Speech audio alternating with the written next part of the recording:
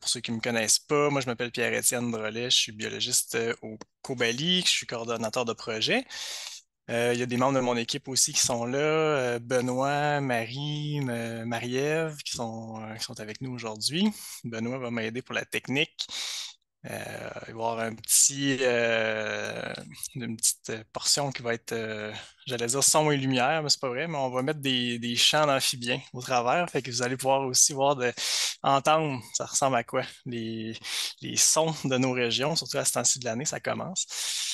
Et puis, je veux mentionner que aujourd'hui, le webinaire est présenté par Boralex, notre commanditaire des Midi Cobali cette année. Donc, on va commencer. Merci encore, là, justement, à notre partenaire financier Boralex, qui nous permet de tenir le Midi Cobali aujourd'hui. Vous allez voir, la plupart des photos des espèces, c'est moi qui les ai prises. C'est donc une preuve qu'on peut observer ces espèces-là. Fait que je vous invite à faire vos petites recherches quand vous allez aller en milieu naturel. C'est des espèces qui sont difficiles à observer souvent, mais c'est faisable de le faire. C'est pas si difficile que ça quand on sait s'y prendre. Simplement un petit rappel, là, le COBALI, on est le comité du bassin versant de la rivière du Lièvre. Nos bureaux sont à Mont-Laurier. Et nous, on est un des 40 organismes de bassin versant présents au Québec. Fait que vous avez la carte là, du Québec méridional. Nous, on est évidemment là, vers le côté gauche, la zone du Lièvre, mais on couvre aussi non seulement le bassin versant de la rivière du Lièvre, mais aussi le bassin de la rivière Blanche dans la MRC de Papineau et le secteur du ruisseau Pagé dans le secteur de Buckingham et Masson-Angers de la ville de Gatineau.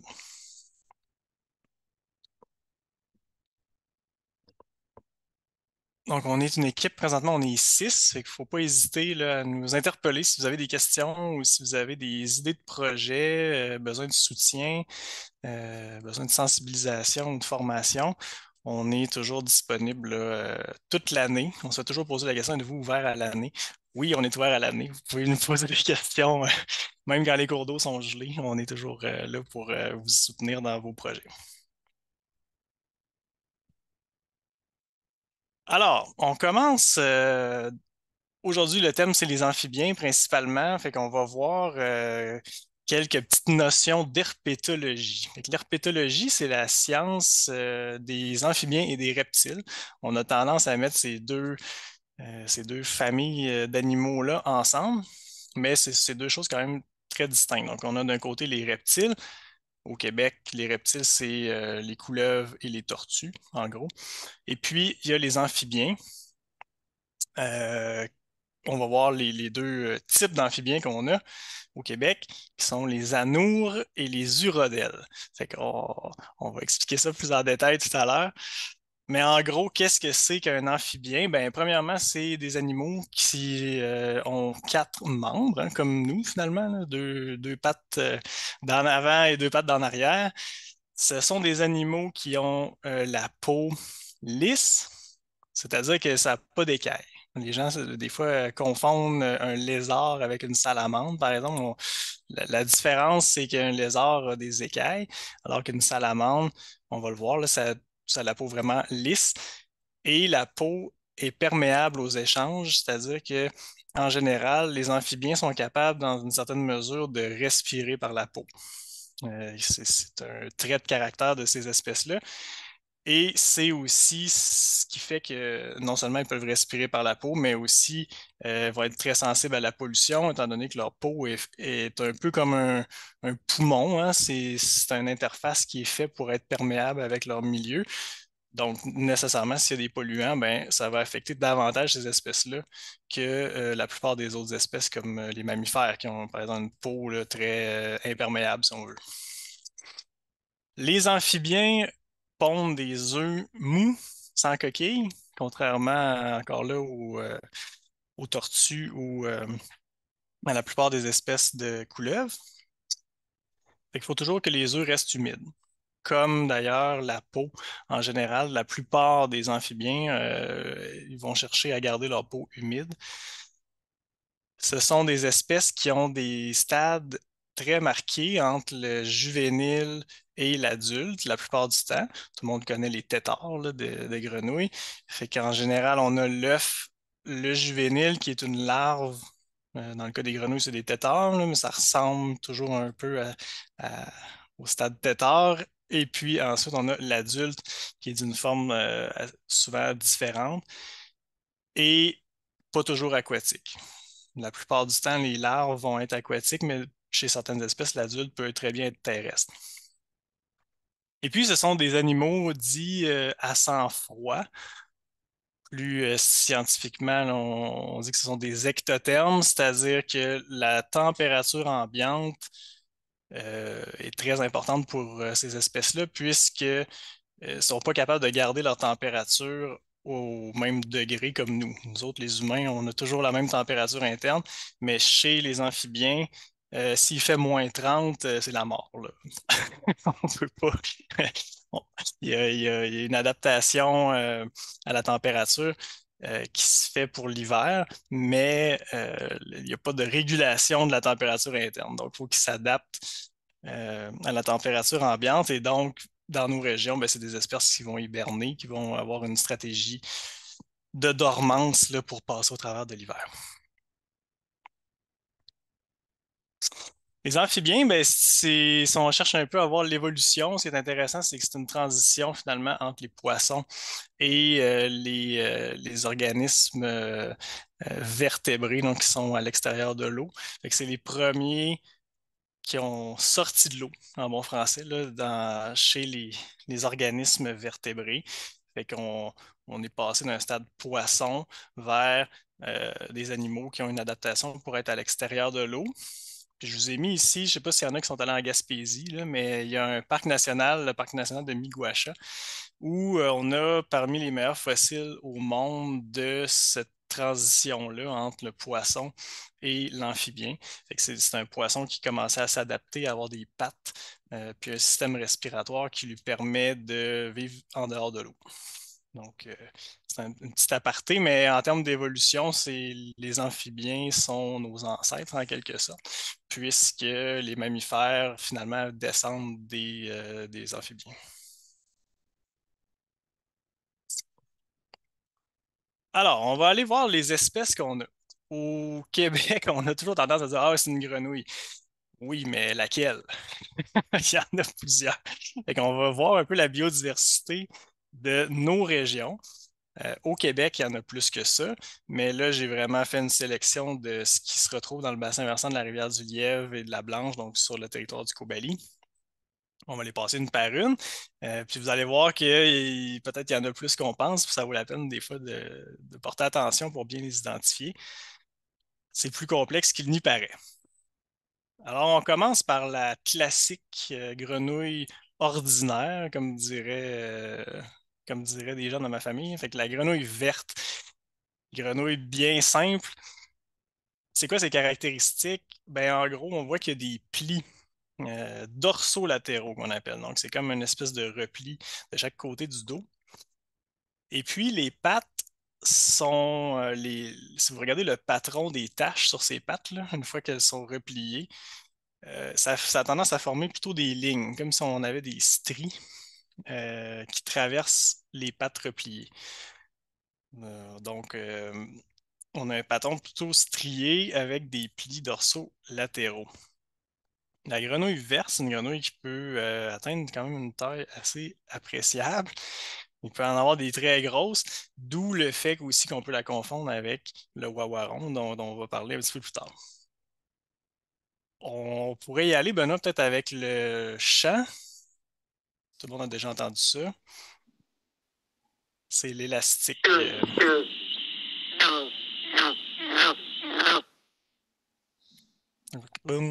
Ça, c'est comme un élastique qu'on relâche, là. Ça, c'est la grenouille verte. Fait que évidemment, c'est une espèce qui est très abondante dans nos milieux aquatiques, une espèce qui est très aquatique. Fait qu'on la retrouve plutôt rarement là, en dehors de l'eau. Fait qu'elle est très associée là, à nos lacs, nos rivières et nos milieux humides.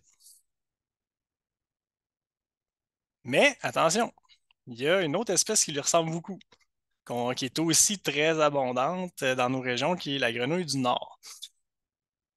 La grenouille du Nord, a priori, elle ressemble, mais on voit qu'elle est beaucoup plus tachetée, en fait, que la grenouille verte.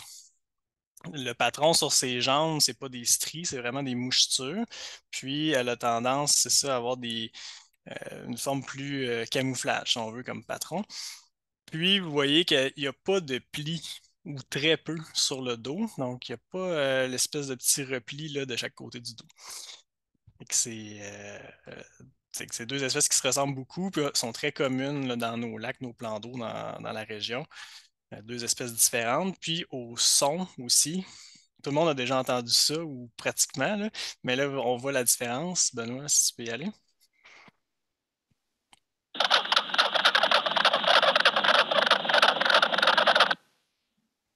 Fait que c'est très différent du rhum de la grenouille verte. Fait que c'est deux espèces bien distinctes. Le wawaron, ça, c'est l'espèce qui atteint la plus grande taille là, chez les grenouilles de nos régions. En anglais, on appelle ça le bullfrog. C'est parce que ça fait un son de bœuf. On va l'entendre tantôt, là. Mais ça fait un son très, très fort.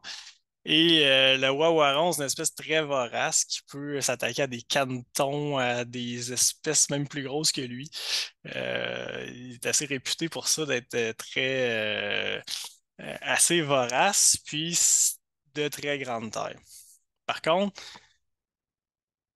on remarque que ça ressemble beaucoup à la grenouille verte, mais encore une fois, on n'a pas les plis sur le dos. Puis, en général, ben, les adultes vont atteindre des tailles plus grandes. Benoît, si tu veux nous mettre le bœuf.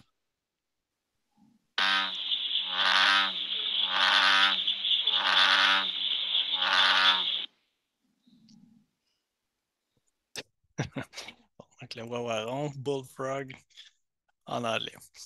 La grenouille des bois, elle a commencé à s'activer à ce temps-ci de l'année, elle a commencé à chanter. C'est à peu près la première espèce qu'on entend au printemps, souvent quand il y a encore de la neige, une espèce très hâtive là, dans sa reproduction.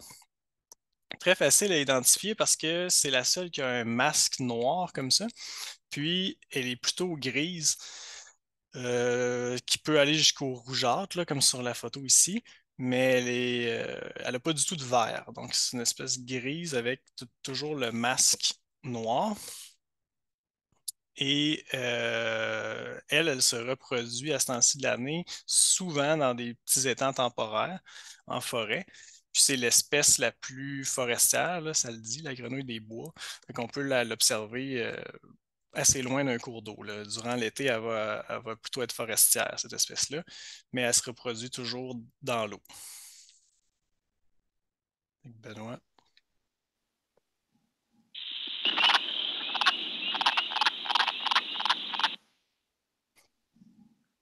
Fait que ça, en ce moment, si vous sortez un peu le soir là, dans la forêt ou près de milieux humides, on l'entend en ce moment, cette espèce-là. Normalement, c'est la seule espèce de grenouille qu'on entend en ce moment. Puis on va entendre la rainette crucifère aussi, que je vais expliquer plus tard. La grenouille léopard, qu'on retrouve plus en abondance en Outaouais. C'est une espèce qui est vraiment tachetée avec des sillons, souvent qui sont comme dorés de chaque côté du corps. Puis les couleurs sont vraiment vives, là. C'est un vert très flash, là. Ça, c'est une espèce aussi qui est très aquatique. On la retrouve généralement est assez associée directement au milieu aquatique ou humide, là. On ne la retrouve pas en forêt comme la grenouille des bois.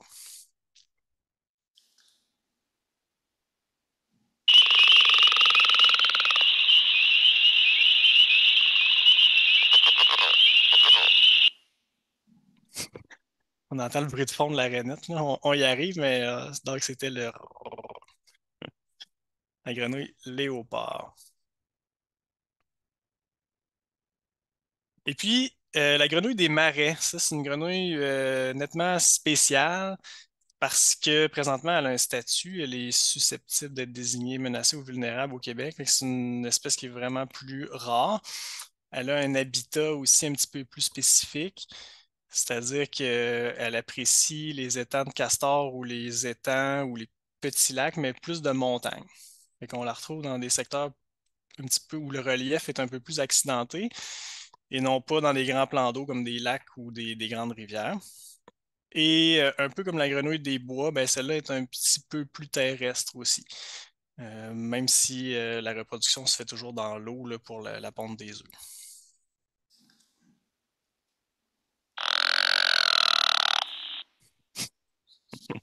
Bon, un bon son quand même.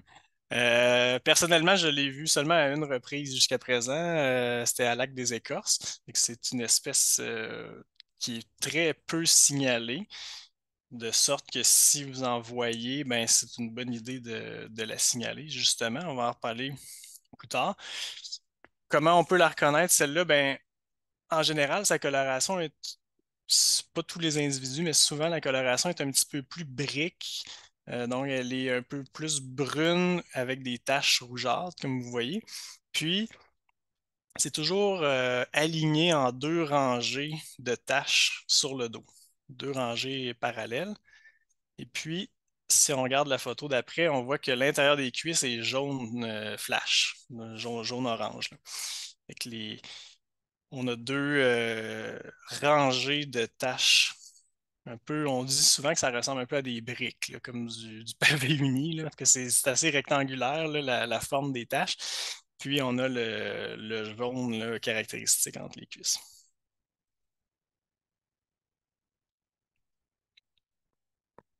Évidemment, ben, il y a le crapaud, tout le monde le connaît. Lui aussi, il est associé plutôt au milieu forestier, donc c'est une espèce qui est plus terrestre, malgré que il va pondre ses œufs dans l'eau, lui aussi. Fait que toutes nos espèces d'anours, là, donc de grenouilles et de crapauds, pondent leurs œufs dans l'eau. Puis ensuite, il y a certaines espèces qui sont plus terrestres que d'autres.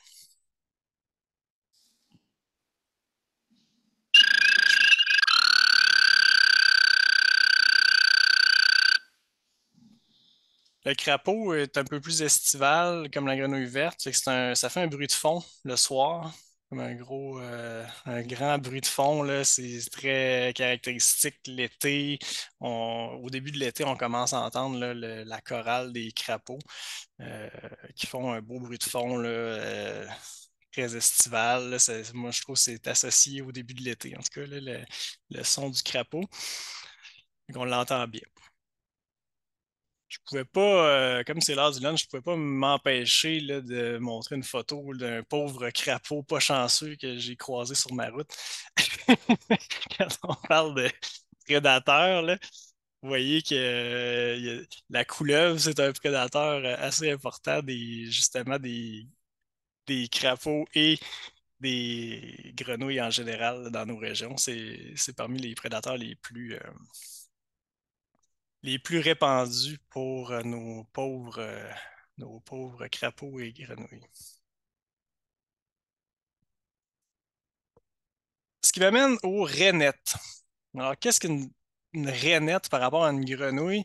C'est que les rainettes ont des ventouses en dessous des doigts, ce qui leur permet de grimper aux arbres. On a tous vu des photos des rainettes là, en Amazonie. La plupart des gens s'imaginent qu'il y a juste en Amazonie ou en Afrique qu'on trouve des rainettes qui peuvent grimper aux arbres. Ben, détrompez-vous, on en a au Québec. En fait, on en a plusieurs espèces. Et la rainette crucifère, en réalité, c'est une des espèces les plus communes qu'on a. Il y en a énormément dans dans nos milieux forestiers et humides ici dans nos régions. Comment on la reconnaît? D'abord, elle est petite, à peu près comme le bout du pouce. Donc, c'est une toute petite espèce, vous voyez, par rapport au brin de gazon, là. Et elle a un X sur le dos. C'est pour ça qu'on l'appelle crucifère, là. C'est une croix, elle est comme une croix sur le dos. Je vais vous montrer quelques photos. Cette espèce-là se reproduit très tôt au printemps. En ce moment, ils ont commencé à chanter. Si vous sortez présentement, vous allez entendre la grenouille des bois et la rainette crucifère. Donc, très petite espèce qui passe la majorité de sa vie dans les arbres, dans les arbustes. Donc, c'est dans la végétation. C'est une espèce arboricole. La plupart des gens sont pas au courant, fait que c'est quand même intéressant. Puis, c'est une espèce qui est très peu observée, mais c'est impossible de ne pas l'entendre. En ce moment, c'est absolument impossible que quelqu'un dise j'ai jamais entendu ça dans nos régions. Ici, j'ai pris une photo là, d'un mâle en train de chanter. Vous voyez, c'est quand même impressionnant, là, la taille là, de la gorge quand le chant se fait. Puis, Benoît, si tu peux nous faire entendre.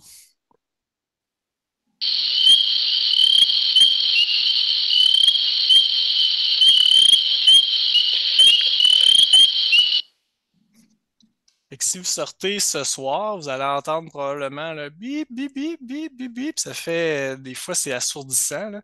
On l'entend, c'est extrêmement fort, puis on l'entend, ça fait un bruit de fond là, dans nos régions. Puis ça, c'est bel et bien la rainette crucifère qui fait ça. Ce n'est pas un insecte ou, enfin, les gens, des fois, ne savent pas trop qu'est-ce qui fait ce son-là. Mais c'est bel et bien les rainettes qui font ça. Il y en a des milliers et des milliers et des milliers. Mais en dehors de la période de reproduction, on les voit pratiquement jamais. Ce qui m'amène à la deuxième espèce de rainette qu'on a dans nos régions, qui est la rainette versicolore. Très intéressante parce que celle-là peut changer de couleur, un peu comme les caméléons. C'est pas aussi impressionnant que les caméléons, mais quand même, ça peut être assez intéressant. Donc, si elle est sur un mur gris, elle peut changer d'apparence, puis sa peau va devenir plutôt grisâtre. Puis si elle est dans la végétation, comme ici, ben là, le dessus va être plus vert. Fait qu'elle a quand même une bonne faculté de changer de couleur en fonction de son milieu pour le camouflage. Et elle aussi, justement, comme la rainette crucifère, ben, comme vous voyez, là, elle passe sa vie dans les arbres ou dans la végétation riveraine. Ici, ça, c'était sur ma clôture chez nous, là. Fait que vous voyez que ça adhère comme un insecte, là. C'est assez impressionnant, là.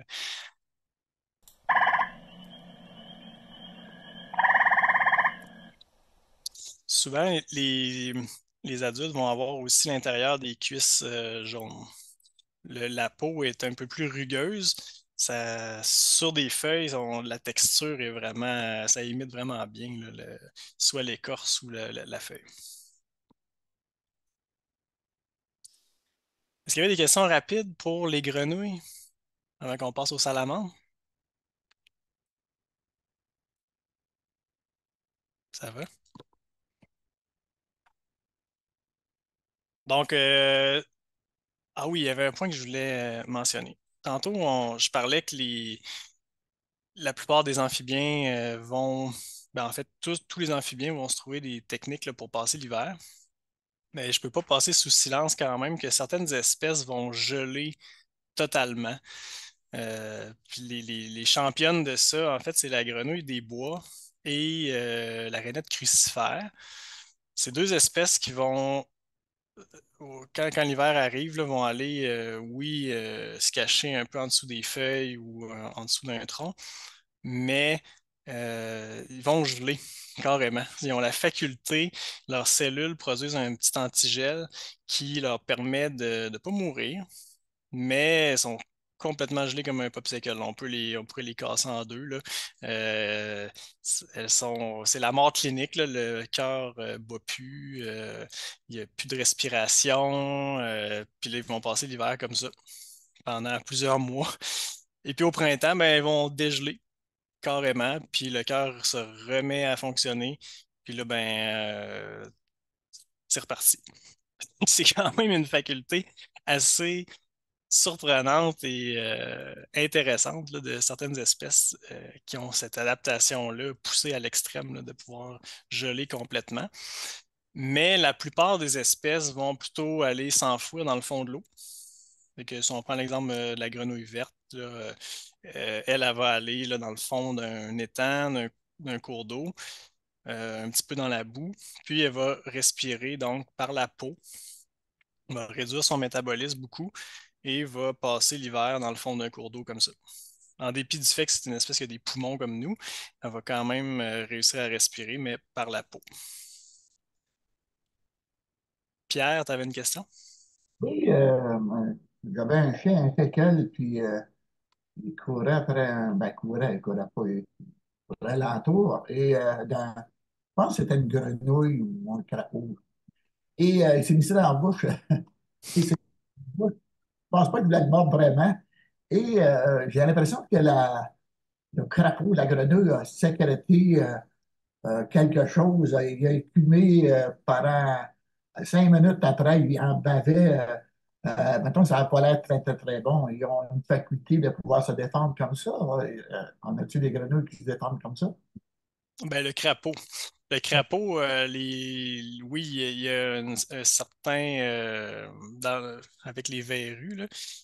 Le crapaud, la peau en partie toxique, là. Donc, c'est pas tellement dangereux à manipuler, là, mais quand c'est ingéré, par exemple, là, ou c'est ça, si ton chien a pris une croque, là, ça se peut que il y a une certaine toxicité, surtout pour le crapaud, ouais. OK. OK. On va le voir. Il y a le triton aussi qui est encore beaucoup plus toxique, là. On va voir un peu plus tard, mais ça serait probablement le crapaud. Ça va pas, en tout cas, ça va pas l'air très, très, très bon, là. Le- C'est moins pire qu'un porc-épic, par exemple. Donc, ce qui nous amène aux salamandres, qu'on appelle plus scientifiquement les urodèles. On a plusieurs espèces dans nos régions. La plupart, encore là, vont pondre dans l'eau. Il y a quelques exceptions, comme la salamandre cendrée, mais en général, ce sont des espèces qui vont pondre dans l'eau et qui vont avoir aussi des stades adultes différents là, du stade larvaire qui va être aquatique. Fait que la plus commune, c'est la salamandre cendrée. C'est une toute petite bestiole qu'on retrouve essentiellement en milieu forestier. Si vous en avez jamais trouvé, c'est très simple. Vous allez dans le bois, vous soulevez des roches, des souches, des bûches, du bois pourri. Vous allez en trouver, c'est garanti. Il y en a beaucoup, beaucoup, beaucoup, sauf que c'est un animal extrêmement discret, puis si on n'en cherche pas, on n'en voit pas. Fait que, il suffit, quand vous allez prendre une marche, de soulever le bois mort au sol, puis vous allez finir par en trouver, c'est presque garanti. La salamandre cendrée a deux formes. Dans la région de Mont-Laurier, c'est surtout la forme sombre qui est vraiment plus noire, comme ça ici. Fait qu'il y a une certaine génétique selon les régions, là. Ça peut être plus foncé ou moins foncé. Cette petite bestiole-là, comme plusieurs salamandres, peut laisser partir sa queue. Mettons qu'un prédateur s'attaque à la salamandre cendrée, elle peut se départir de sa queue qui va repousser par la suite. Puis là, ben, le prédateur, lui, il reste avec la queue dans les mains, puis ben là, il mange la queue. La salamandre continue son chemin. Fait que c'est une stratégie, en fait, euh, pour échapper au prédateur, là. C'est comme s'il laisse un lunch pour le prédateur, puis il s'en va se cacher pendant que le prédateur mange le bout de la queue. Fait que il y a plusieurs espèces au Québec qui sont capables de faire cette prouesse-là. La salamandre cendrée, elle va pondre ses œufs dans le bois pourri ou les endroits humides, mais elle ne pond pas dans l'eau. C'est une exception par rapport aux autres espèces que je vais présenter par la suite. Chez les vertébrés, apparemment, selon certaines études dans les érablières du Québec, ce serait le vertébré le plus pesant à l'hectare, par exemple. C'est-à-dire que si vous dites, vous prenez une forêt de, je sais pas, 10 km², puis vous appelez les animaux espèce par espèce pour aller se faire peser, ça serait l'espèce la plus pesante chez les vertébrés, donc ceux qui ont les animaux un peu comme nous, là, qui ont quatre pattes et une colonne vertébrale, là. Fait que si vous appelez tous les chevreuils, allez se faire peser sur une balance dans votre forêt, si vous appelez toutes les souris de telle espèce, allez se faire peser sur une balance, ben, l'espèce la plus pesante, c'est la salamandre. Parce qu'il y en a tellement de salamandres cendrées dans les érablières que ça serait l'espèce de vertébré la plus lourde par, par unité territoriale. dans nos régions. Ça veut dire qu'il y en a vraiment, vraiment beaucoup parce que c'est une très petite espèce. Fait que c'est un peu surprenant, mais c'est pour ça que je vous dis, si vous en avez jamais vu, ben, c'est assez facile à trouver quand on la cherche.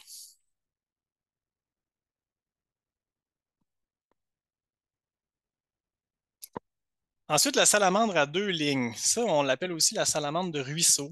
C'est un animal qu'on retrouve généralement dans des ruisseaux clairs, rocheux. Ça aussi, c'est une espèce qui est très abondante quand on la cherche. Vous pouvez lever des petites roches dans le fond des ruisseaux. C'est assez facile à trouver, surtout des juvéniles. Là, les larves de cette espèce-là sont assez abondantes. Et c'est une espèce qui respire uniquement par la peau, tout comme d'ailleurs la salamandre cendrée. Il y a plusieurs espèces qui n'ont pas de poumons chez les salamandres. Elles respirent uniquement par la peau. Dans ce cas-ci, la salamandre à deux lignes, vous en voyez une là, qui est sous l'eau, donc vraiment complètement adapté pour le mode de vie aquatique. Puis ici, vous voyez des œufs qui ont été déposés sous une roche.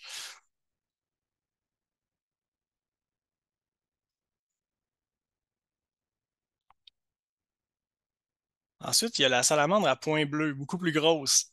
Ça, c'est vraiment des plus gros bétails, là, assez impressionnant quand même la taille que ça peut atteindre. Et celle-là, c'est une espèce à poumon, donc un peu plus costaude. Et c'est une espèce qui est fouisseuse, c'est-à-dire qu'elle va creuser des galeries sous le sol, puis elle va vivre dans des tunnels. Fait que c'est une espèce qui est difficile à observer, sauf quand elle va se reproduire dans les points d'eau au printemps. Puis en ce moment, on est en plein dedans, là, Moi, l'année passée, j'avais pris des photos là, autour du 30 avril. Là. En général, c'est à peu près le temps pour observer cette espèce-là, qui va se réunir autour des étangs temporaires, fait que des petits marécages qui vont s'assécher souvent durant l'été, avec des points d'eau qui sont pleins d'eau seulement au printemps. C'est le genre d'endroits qui sont privilégiés parce qu'il n'y a pas de poissons dans ces endroits-là. Il y a pas beaucoup de prédateurs pour les œufs. Ils vont pondre leurs œufs. Les petits vont avoir le temps de se développer avant que ça s'assèche. Puis après ça, ben, l'adulte est prêt pour l'été. La salamandre à point bleu, ben, vous le voyez, est plutôt sombre avec des petits points bleus. Elle peut atteindre quand même une taille assez intéressante. Quoique, un peu moins que la salamandre maculée, qui est la prochaine. Oh, juste avant, ici, vous avez des œufs de salamandre à point bleu. Fait que vous voyez les œufs à l'intérieur, comme la petite gélatine, là, mais il y a presque pas de, il y a très peu de gélatine autour des œufs, là. La plus spectaculaire, c'est sans doute la salamandre maculée avec ses gros points jaunes.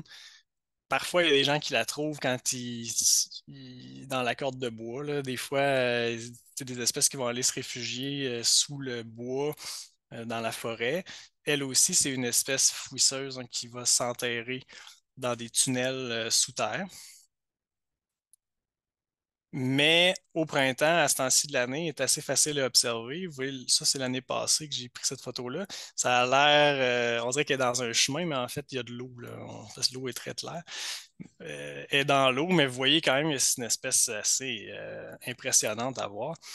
Puis, en une soirée, dans l'endroit où moi je suis allé, j'en ai vu à peu près une quinzaine. Fait que c'est quand même assez facile. À ce temps-ci de l'année, vous allez avec une lampe frontale, vous allez trouver des points d'eau, des petits milieux humides près de chez vous. Puis il y a des très fortes chances que vous allez voir des salamandres maculées et des salamandres à points bleus en train de pondre leurs œufs.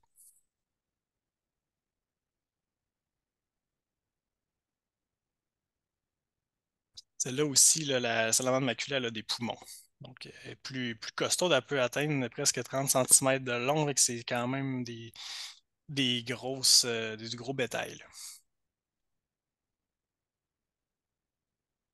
Puis les œufs de cette espèce-là ressemblent à ça, fait que c'est des beaux œufs ronds là, avec une couche de gélatine autour qui les protège. Fait que quand vous voyez ça dans des points d'eau, dans des petits étangs temporaires, souvent c'est la salamandre maculée que les œufs sont les plus apparents chez les salamandres. Ensuite, on a le triton, qui est une espèce très toxique. Je le disais tantôt, là, il y a les animaux qui s'attaquent au triton en général vont passer un mauvais quart d'heure dans les instants qui vont suivre. C'est une espèce qui est très, très toxique et qui est assez spéciale parce qu'il y a une forme très distincte entre l'adulte que vous voyez ici, là, du triton vert, qui est vraiment aquatique puis vert, et la forme juvénile qui est plus terrestre puis qui est vraiment spectaculaire, qu'on appelle l'elfe rouge.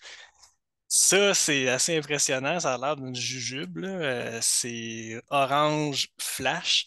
Puis c'est essentiellement c'est une espèce c'est une forme du triton vert là, quand il est jeune, qui est vraiment terrestre. Par la suite, il va y avoir une autre métamorphose pour devenir là, sous la forme adulte qui est verte. Donc, c'est assez impressionnant comme animal là, à observer. C'est quand même une couleur assez spectaculaire. Et enfin, chez les salamandres, on a le necture tacheté, qu'on retrouve pas tellement dans nos régions, mais qu'on retrouve dans la rivière des Outaouais, puis possiblement là, dans le sud de l'Outaouais. C'est la plus grosse des salamandres qui sont présentes au Québec. Et ce qui est particulier avec cette espèce-là, c'est qu'elle a des branchies externes, donc c'est comme ça ressemble à des plumes qui lui sortent du côté du cou. C'est un peu comme les branchies des poissons, mais lui, il va conserver ces branchies-là toute sa vie. Tandis que, en général, les branchies comme ça, c'est plutôt les larves, là, les petits juvéniles qui vont avoir ça dans l'eau, mais l'adulte perd ses branchies quand il va avoir la métamorphose vers l'adulte. Tandis que chez le necture, il va garder, la forme adulte va garder les branchies toute sa vie.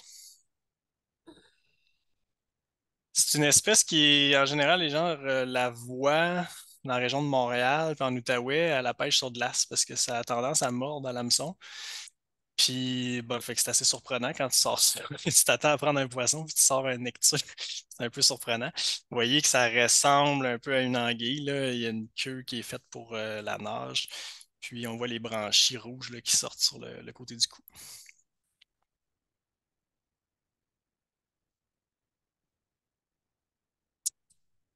Fait qu'avant de passer aux questions, je veux juste parler un peu des milieux, des habitats de ces espèces-là, c'est-à-dire les milieux humides en général, qui sont des habitats vraiment à protéger. Puis, je vais juste repasser rapidement sur les sortes de milieux humides qu'on retrouve dans nos régions, comment les distinguer dans le jargon, là. Donc, on a ici un exemple d'eau peu profonde et de marais. Mais l'eau peu profonde, c'est un milieu humide qui a moins de 2 mètres de profondeur. Fait que c'est comme un petit lac, une petite étendue d'eau qui est peu profonde. Puis en général, on retrouve surtout des plantes flottantes comme des nénuphars dans le type étang ou eau peu profonde. Et puis autour de l'eau peu profonde, on voit le marais. Mais ça, c'est des plantes plutôt émergentes comme des quenouilles ou dans l'exemple qu'on voit ici, de la pontée des riz, là, la fleur mauve. Fait que le marais, c'est des plantes qui sortent de l'eau, mais qui sont quand même les deux pieds dans l'eau, on va dire, là. Fait qu'ici, vous avez l'eau peu profonde plus à gauche, puis le marais vers la droite, là, avec les plantes émergentes qui sont inondées, mais qui sortent de l'eau. Comme l'exemple le plus classique, c'est la quenouille, là. Et puis, on a aussi le marécage, qui est un type de milieu humide plus difficile à identifier, surtout en l'été, parce que l'eau a tendance à s'abaisser. Puis à ce moment-là, le terrain est plus inondé, mais on est quand même en présence d'un milieu humide, mais boisé. Fait que vous voyez que dans un marécage, par définition, on a des arbres ou des arbustes. Ici, un exemple d'un marécage d'étang temporaire. Fait que ça, durant l'été, ça va finir par s'assécher en grande partie. Mais au printemps, on a un terrain qui est complètement inondé. Puis ça, c'est le genre d'un milieu où il va y avoir beaucoup de ponte, justement, là, des salamandres maculées, salamandres à points bleus, vont aller dans ces milieux-là, en milieu forestier, pour pondre les œufs. Fait que c'est des endroits qu'il faut absolument conserver là, sur les terres privées, si vous avez un boisé là, ou une terre à bois. Les secteurs inondés, traditionnellement, on les drainait ou en tout cas, on essayait de les faire disparaître, mais ils ont une importance vraiment capitale pour la reproduction des amphibiens.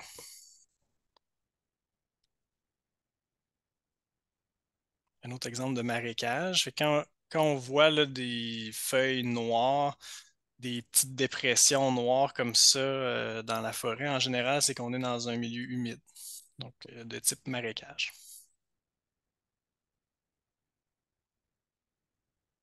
Ici, c'est plus une aulnaie, fait que une variante avec des arbustes, là, les aulnes, qui sont aussi une forme de marécage qu'on retrouve très fréquemment dans nos régions.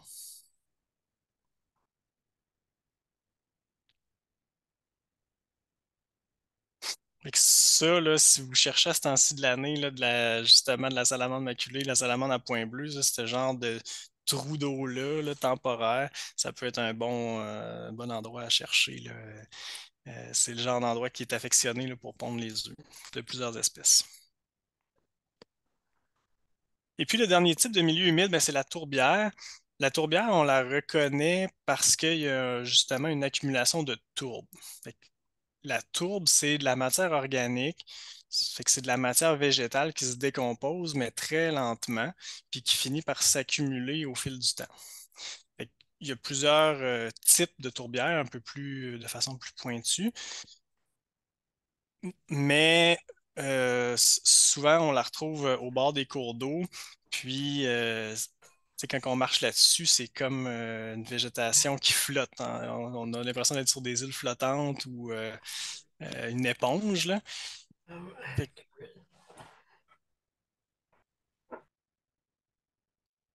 Puis la tourbière peut être boisée. Dans nos régions, en général, quand on retrouve de l'épinette noire ou du mélèze, souvent on va être sur des tourbières, donc des sites où on a une accumulation justement de matière organique euh, qui va devenir acide là, parce qu'il y a de la décomposition qui se fait lentement là-dedans. Puis l'acidification fait en sorte qu'il y a seulement certaines plantes plus spécialisées qui vont croître dans ces milieux-là. Autrement dit, quand on est dans le bassin de la Lièvre, on a l'impression d'être en Abitibi, souvent on est dans une tourbière. En fait, quand on voit de l'épinette noire ou du mélèze, là, c'est parce qu'on est dans un milieu humide de type tourbière, très souvent. Ou ici, un exemple, une cédrière avec de la mousse comme ça aussi, c'est un type de tourbière boisée.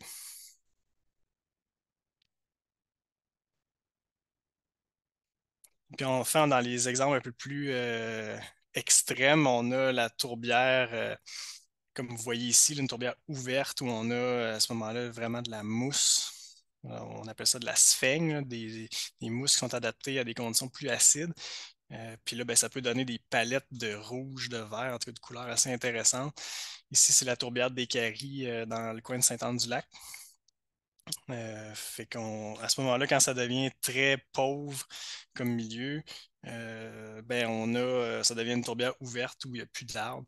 Puis on a des espèces vraiment spécialisées comme des plantes carnivores qui vont vivre dans ces milieux-là.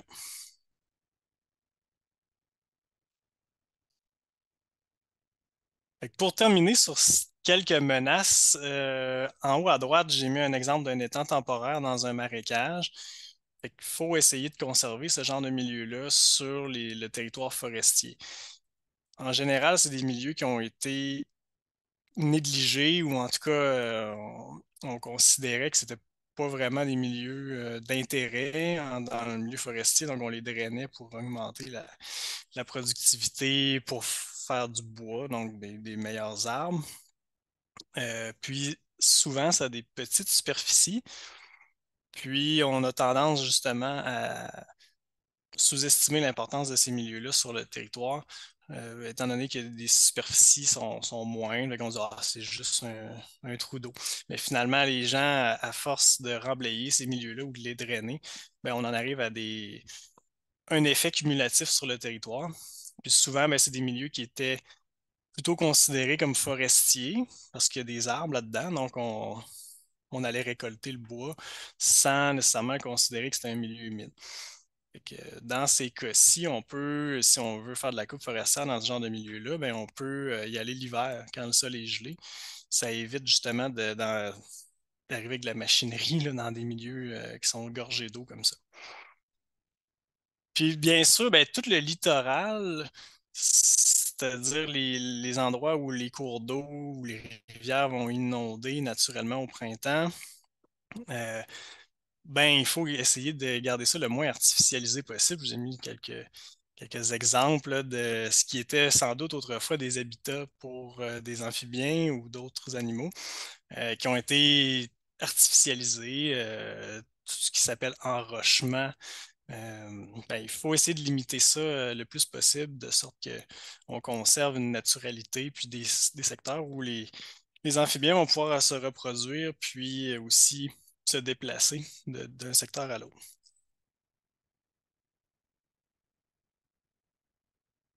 On a aussi beaucoup de travaux qui ont été faits sur des cours d'eau, de la linéarisation. Par exemple, en milieu agricole, on a mis nos cours d'eau bien droits, ce qui a fait qu'on perd beaucoup de superficie aussi de milieux hydriques, hein, de cours d'eau. Oui, dans l'image en bas à gauche, on voit très bien les anciens méandres d'un cours d'eau, puis on a fait un beau trait droit. Euh, on a fait beaucoup de ce genre de choses-là sur le territoire. Ça l'a amené historiquement là, énormément de pertes de milieux humides et de milieux hydriques. En surface de cours d'eau, quand on enlève des méandres, ben forcément, on réduit la superficie des cours d'eau qui étaient là autrefois. Puis bien sûr, quand on fait de l'entretien, comme dans l'image en bas à droite, ben c'est sûr que justement les amphibiens qui hibernaient, là on voit que l'image a été prise au printemps. Fait que là, on arrive avec une pelle mécanique, ben c'est sûr que là, on vient détruire l'habitat puis des sites aussi d'hivernage.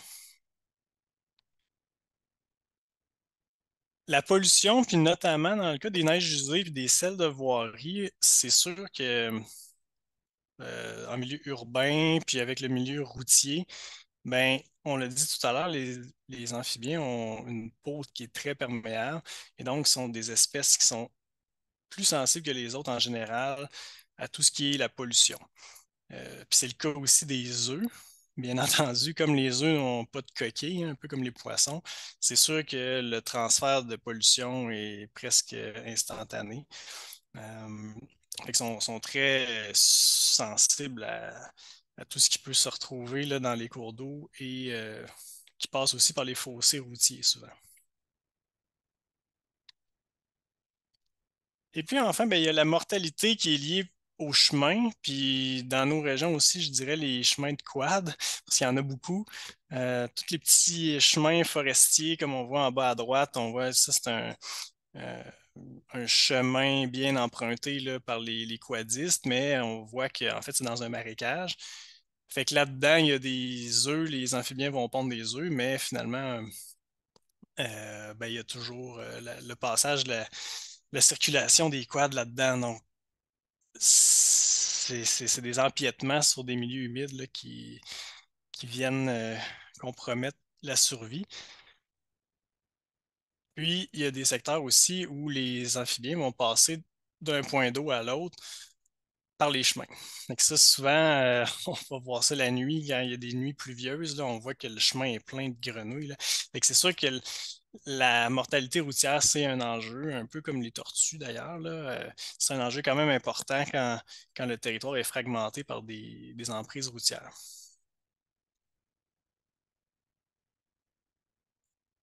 Fait que pour terminer, ben, je vous invite à signaler les amphibiens que vous allez observer. J'espère que la petite présentation d'aujourd'hui vous a donné le goût d'en découvrir quelques espèces. C'est en plein le temps en ce moment, si vous voulez voir les salamandres maculées, les salamandres à points bleus. C'est facile, vous sortez le soir, puis vous allez sur des points d'eau. Vous risquez fort bien d'en voir. Vous allez entendre aussi la rainette crucifère et la grenouille des bois en ce moment.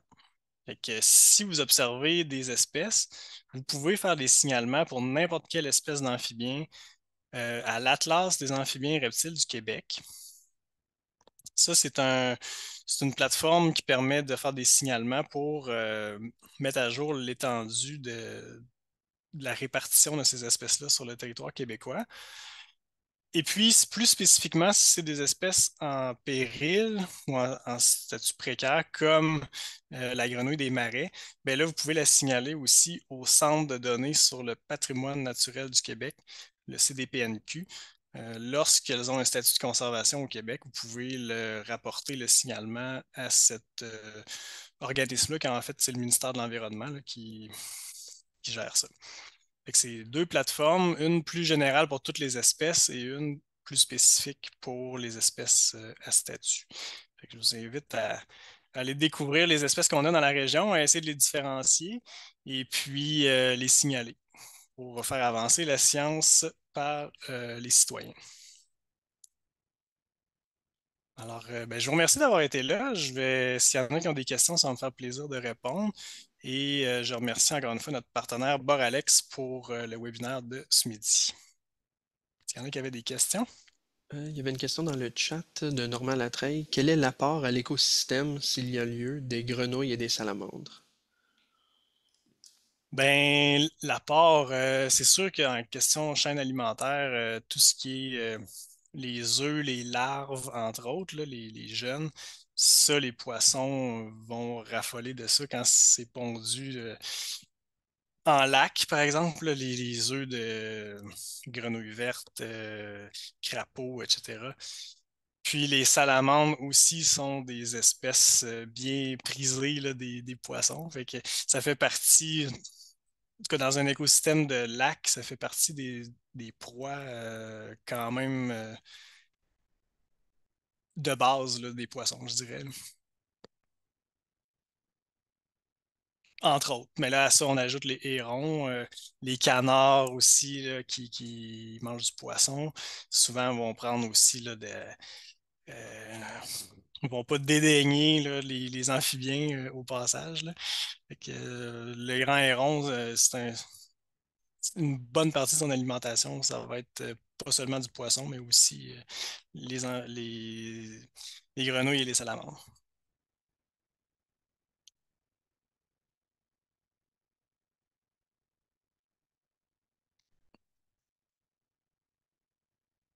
Est-ce qu'il y avait d'autres questions?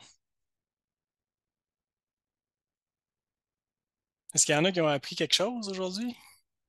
Qui ont appris que la rainette crucifère grimpait aux arbres ou que c'est ça qui faisait le son qu'on entend en ce moment?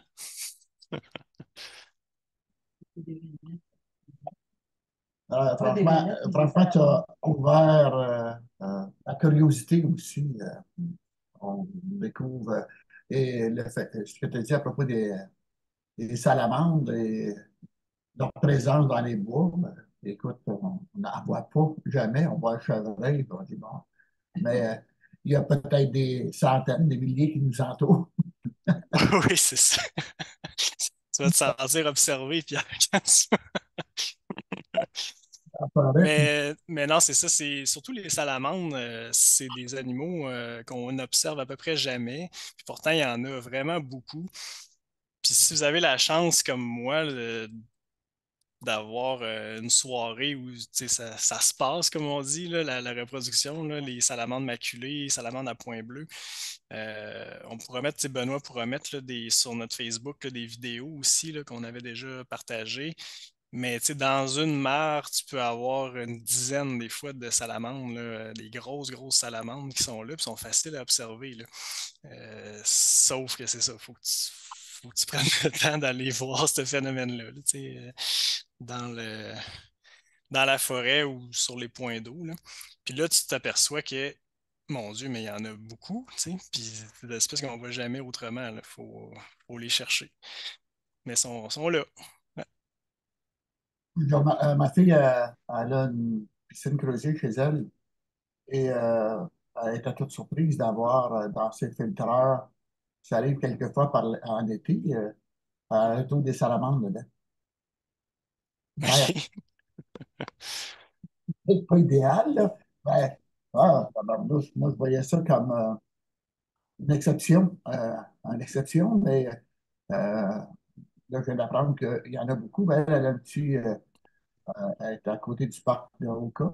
Et, il y a comme un fossé au bout de son terrain. Et c'est souvent humide et probablement qu'ils viennent de là. Puis, j'ai pas mentionné, mais si vous voulez tu sais, entendre les sons qu'on a fait tourner là, pour les différents cris, ça, c'est tout sur l'Atlas des amphibiens et reptiles du Québec. Fait que chaque espèce, vous pouvez facilement entendre son chant. Fait que là, ça commence avec la rainette crucifère en ce moment, mais après ça, au mois de juin, là, le bruit de fond va changer. Ça va être les crapauds qu'on va entendre. Fait qu'à chaque saison, il y a comme un changement aussi sonore là, euh, qu'on peut, euh, qu'on peut entendre.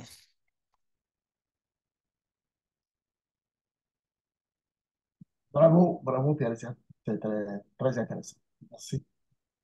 Fait que si vous voulez partager le webinaire, ben, il va être dans les prochains jours. On va le mettre sur notre chaîne YouTube.